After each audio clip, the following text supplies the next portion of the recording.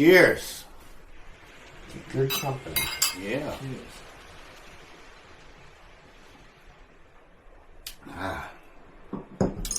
Some handmade baked mac and cheese with asparagus. Okay. Salt and pepper to taste. I don't like to use a lot of salt and pepper. You can always add some, but you can never take it out, you know? That's right.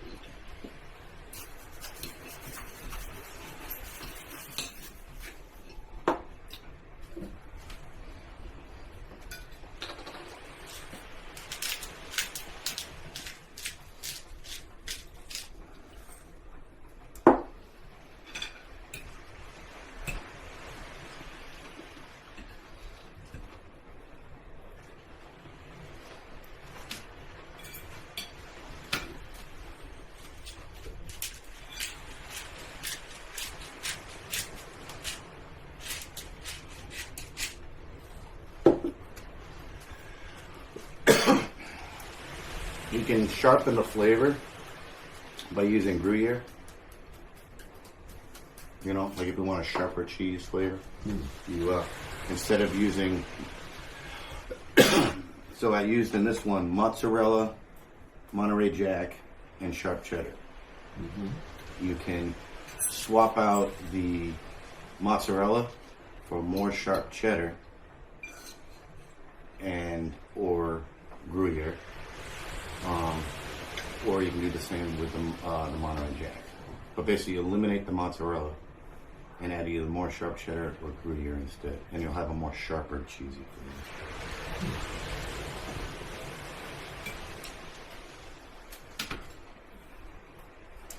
But for this recipe, it's neutral. You know, adults will like it, kids will like it. My mom's mac and cheese never tasted the same twice. That just means she made it, you know, off the top of her head. There's nothing wrong with that. But what she used to do, and I'm not trying to be funny, she used to take and get cheese ends and melt them in the pot. Yeah, I just used the pre-shredded because it's easier to dissolve in the bechamel without having to shred it by hand.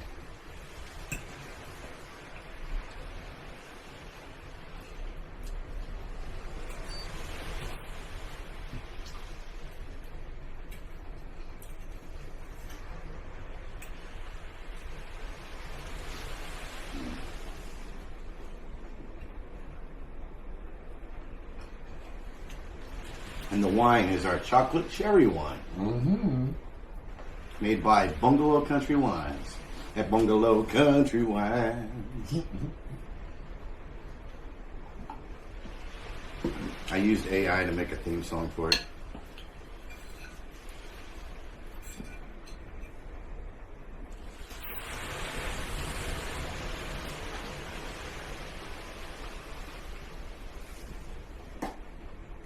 Split. Yeah. Yeah. So I can't have second on the cheese, on the mac and cheese, can I? You can have however you want. I just wanted to serve you a plate. But you can go in there and I was just asking. dig out if you want.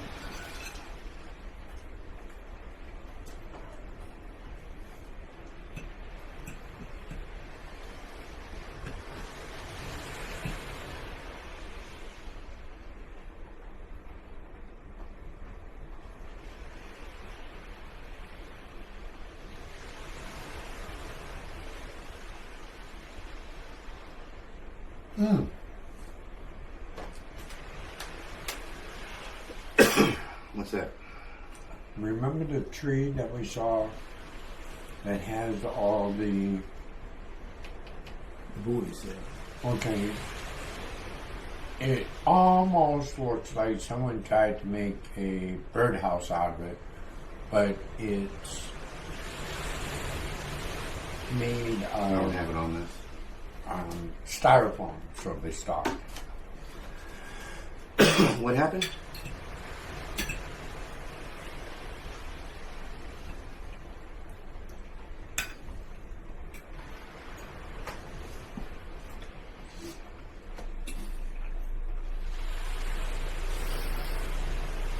when you walk down the road, Mm-hmm. okay, on going that way, Huh? okay, on the left-hand side is a tree that has all kinds of buoys on it. Okay, and it looks like someone tried to make a birdhouse out of one of them, Ah, but it's styrofoam, so they stopped. birds would peck through that, man. Hmm? Birds would peck through that. Mm.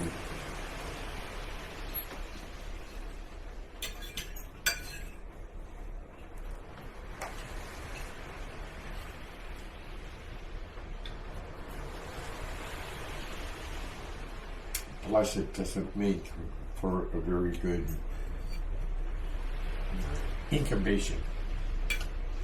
It might. It's insulation. Mm-hmm.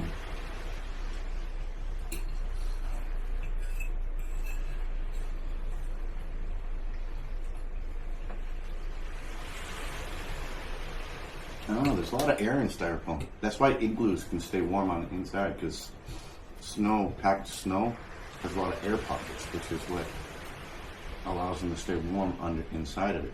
I think when something has a lot of air pockets, it's considered an insulation. When something's insulation, it Actually, retains heat. igloos are made out of ice. No. First off, the Eskimos have something like 300 words for snow. But the type of snow that they use is actually hard-packed snow. They don't hand-pack it, but it's a compacted snow. They don't actually use ice.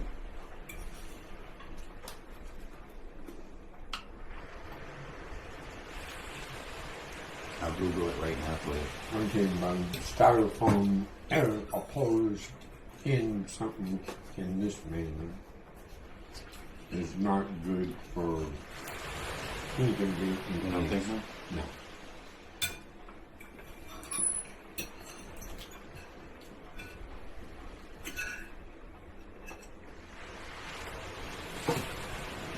How you like it, Mike? Good. Thank you.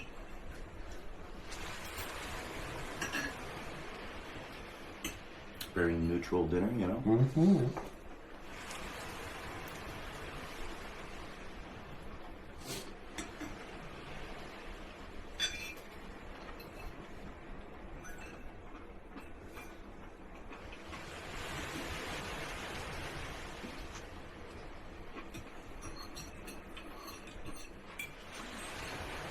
You know, it was only like 10, 15 years ago where if somebody needed to know something for certain, you'd be like, you know what, fine, we'll go to the library on Monday and we'll find out.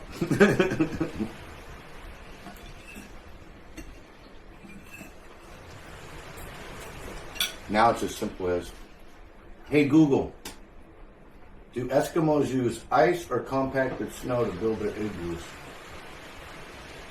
According to Lab Exchange, an igloo is made of compressed snow. Compact hardened snow is a great insulator of heat because snow is nothing but semi-frozen water with roughly 95% trapped air. No going to the library, you know? Yeah, no. But that's sad because I used to love going to the library. Huh? How much do I don't still go. I heard on the radio yesterday that a lot more kids are going to the library than used to. Yeah. Hopefully that's because more and more parents are like, go do something. Stop staying inside staring at your phone. The days of the encyclopedia are gone. Oh yeah, there used to be door-to-door Mm-hmm. encyclopedia dealers. In fact, there's this British comedy duo called the Two Ronnies, because it's Ronnie Barker and Ronnie something, and they're from like the 70s, and they were big in Britain. But they do a sketch about that. They do this like kind of Cockney. They do a skit where one of the Ronnies is the father in a kind of a Cockney family. And there's a daughter and a mom. And then the other Ronnie rings the doorbell just as the father sits down, and he's like, "Oh, see, someone's at the door." You know, they're British, and they're using like a Cockney accent. And he gets up and he goes over and he opens it, and it's the other Ronnie portraying an encyclopedia salesman. He said, "Come on in." He goes, "Oh, yeah, you know, this and that. Did you know that the..." And he just says some ridiculous fact that someone would never know. And the guy, he's Cockney, you know, I don't know, I think it's called Cockney. It's kind of like the working class British, you know. They talk in a weird way. But he's like, "Yeah?" He goes, what do you mean? Like, you know that? He goes, "Oh, yeah." And he's like, "All right, did you know?" And he presents another fact. And the guy goes, "Actually, I believe the tallest mountain in Peru is Mount Walla Walla. Wouldn't you say so, dear?" And she's like, "Yes, dear. It's Mount Acapulco." You know, like this and that. And the other Ronnie, he keeps like flipping through the pages, stating facts, and like everyone in the family already knows everything. Like the most ridiculous, insane facts, and it's supposed to be like a lower educated working class family. And then at the very end, he's like, we don't. He goes, "It's only like $30. No, that's what it is. It's 5 weeks, $2 for 5 weeks. Like that's how much for the encyclopedias." And he goes, and after knowing all this other stuff that he's like saying, he's like 5 weeks at $2. So what is that? Work out to like $17? What is it, dear? And she goes, I don't know, like something like 22. So like they know all these odd facts about tall mountains and chemistry and all that. But then when it comes to just simple math, they didn't know.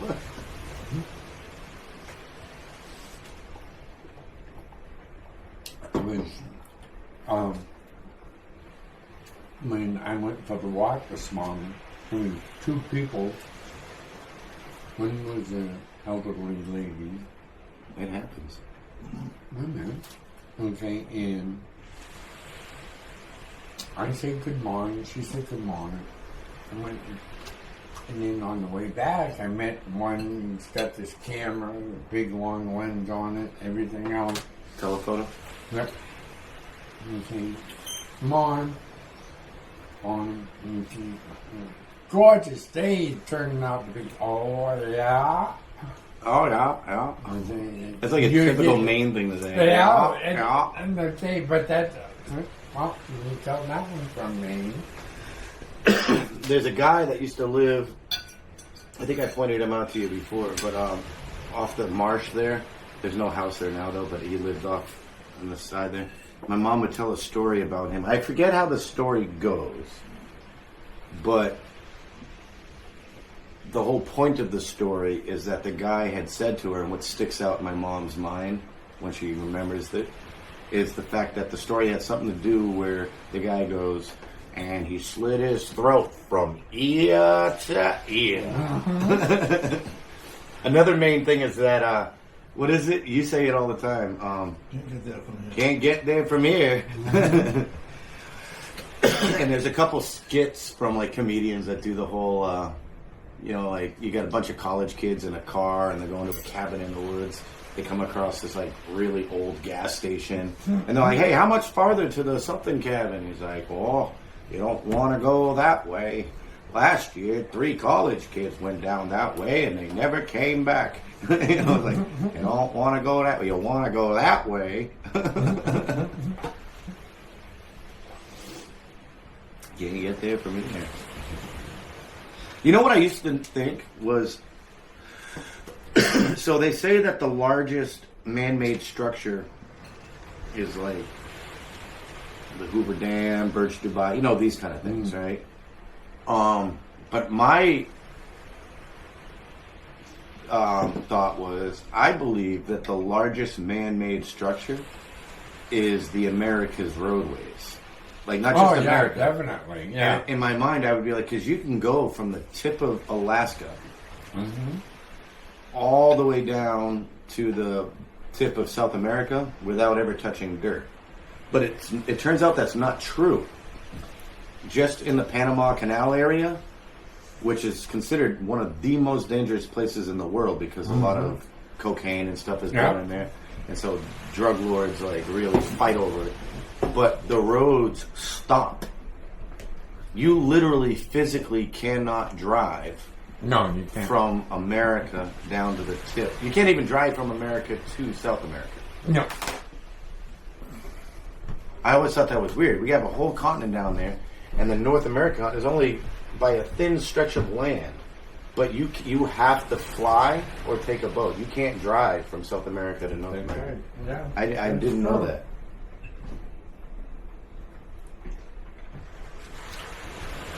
Mike likes to fly there. I keep telling him to stop because he's always complaining about how tired his arms get. Not only that, but the only thing is he has to stop and smoke those stogies all the time. They're not bad. I mean, I have one with them every now and then, but they last too long. I know. I can't. You know, a cigarette's like 3 minutes. Boom, you're done. Well, mine are 15. Which is weird because I do pipes. I have a pipe, I have a pipe too. you know, and I'll sit there. But again, that also doesn't last as long as a cigar. I don't think. I've never had one. It depends on how you pack it. Yeah, that's what she said. Mm-hmm. That's what he says too. Oh, jeez. Oh, look at you. That's a nice, healthy portion. You're gonna get thirds too. Have as much as you want. It's for you guys.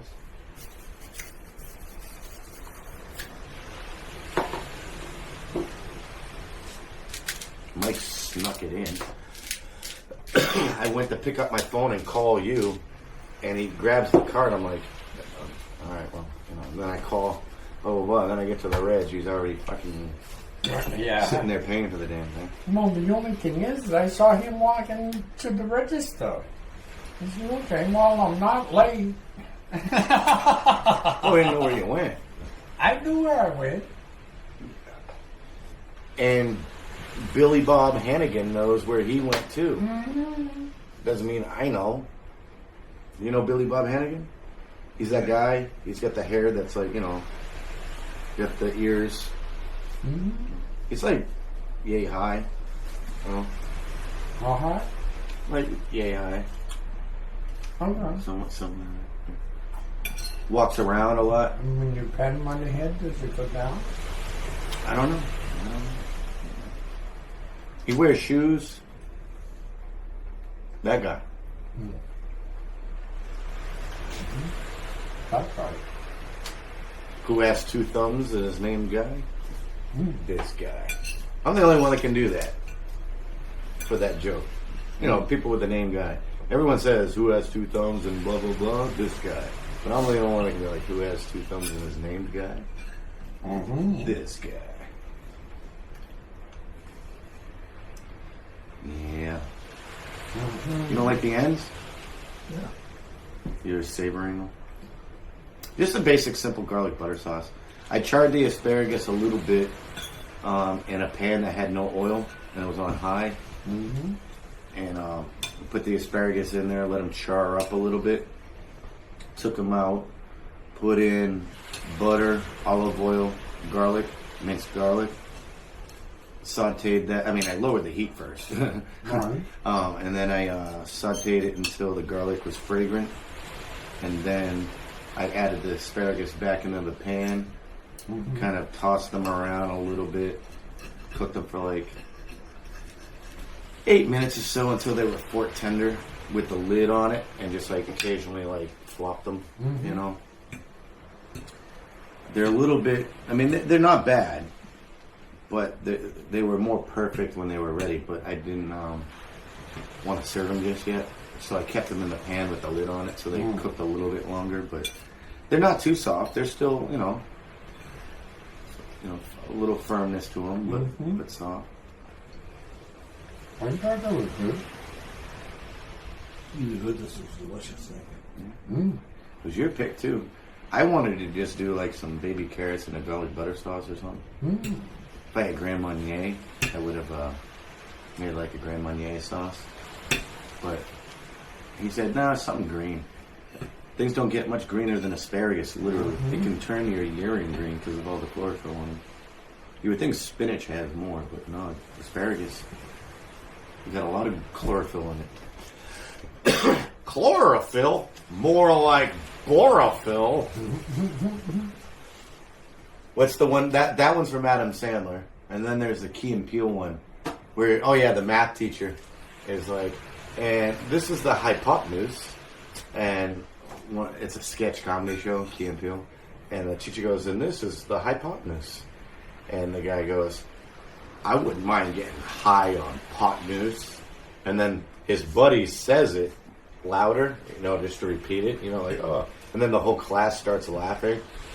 And by the end of the sketch, like, his friend gets credit for the joke. And then Fuzzy, I forget his name, this comedian, he's called, like, Fluffy. He's like this big Mexican comedian. But for some reason, he's at that school, and the principal comes up. Oh, you got... I just had his name. But he's like, come on in.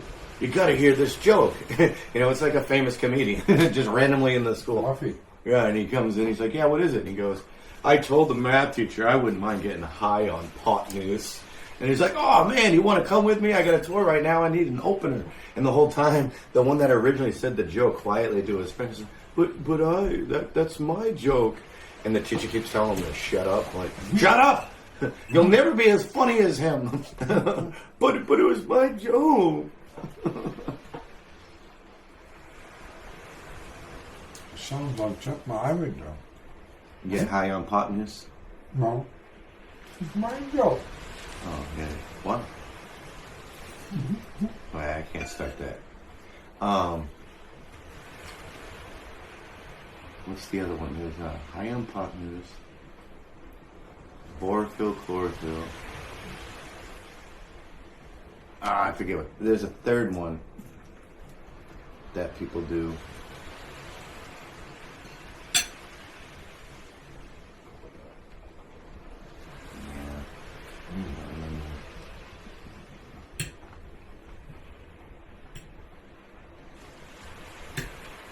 You lost it.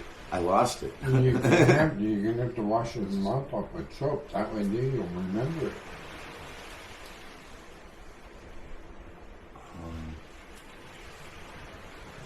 He's not going to sleep in America tonight until he finds it. I know. He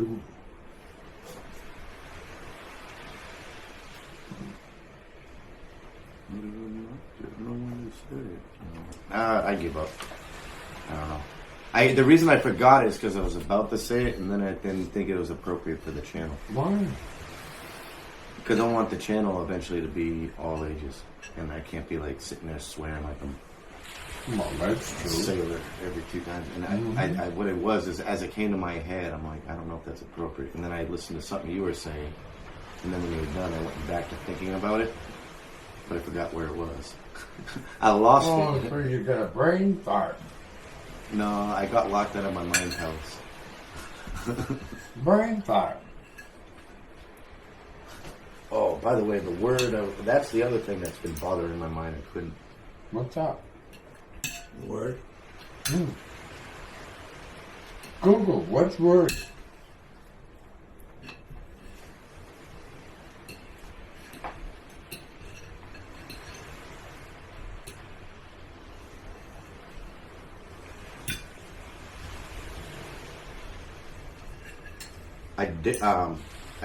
Eidetic. That's what it is. To have eidetic memory. Photographic memory doesn't exist. That's just a term that was brought up because that's how people can kind of describe how they can remember certain details. But it's called eidetic memory. Okay. Oh, eidetic imagery or eidetic memory. The scientific term that comes closest to the concept of photographic memory is eidetic imagery or eidetic memory. However, the true photographic memory as depicted in popular culture has not been scientifically proven to exist. Eidetic memory involves the ability to retain a vivid image in the mind for a short period after a brief exposure.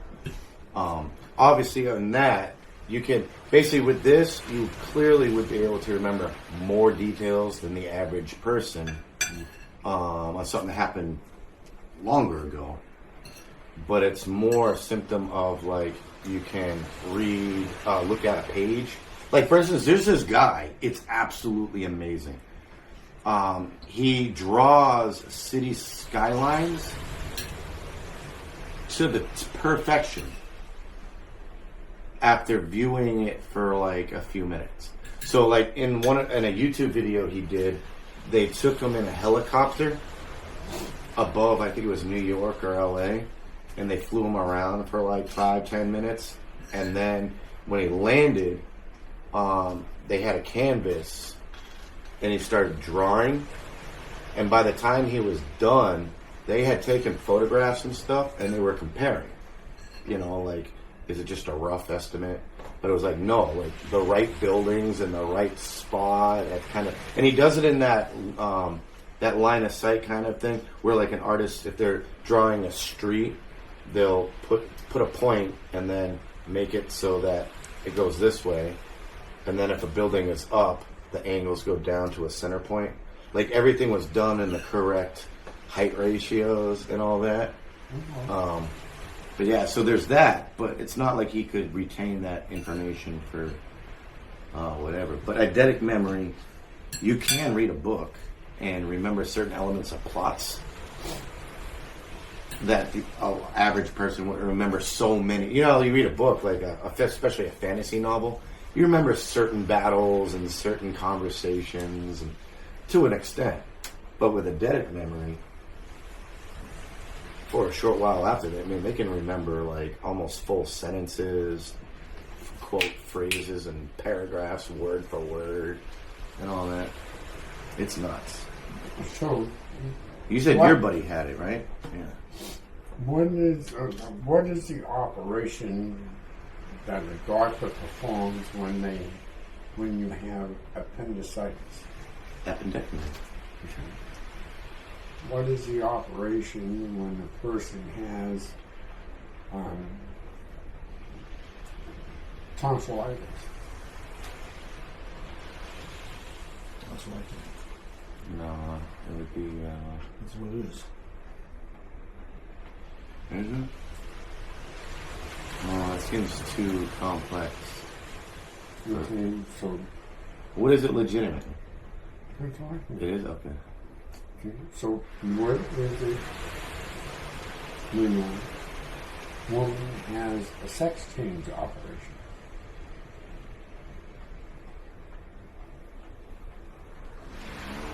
Sex change operation. Golly, you know all this shit about. Hysterectomy.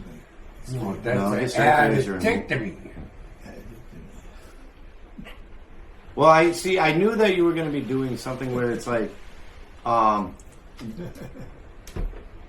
what is You know all What- this what- stuff what- about, what- about human. where does foam float on water? On the top. What does popcorn do? pops? Oh no, that's not how it is. It's You screwed it up. what is it when you what's the opposite of yes? No. And then there's another one that's like oh, and then you say what do you do at a stoplight? Or what do you do at a red light? Because you said these other ones ahead of time, most people instantly go. It's like wait, no, it's stop. I knew you were doing something along those lines where it was like a something me, a something in me. I knew it was eventually going to be like a dick in me or something like that. And I was waiting for you to get to that point so I could go, yeah, a dick in you, and like flip the script on you. But then you got me with like when a woman goes through a sex change. I'm like, I don't understand how that fits into the whole dick to me. Sure, addictomy. No, that's stupid. That's stupid. You fail. Unacceptable. Get the fuck out. This is a family show. Oh shit. I mean.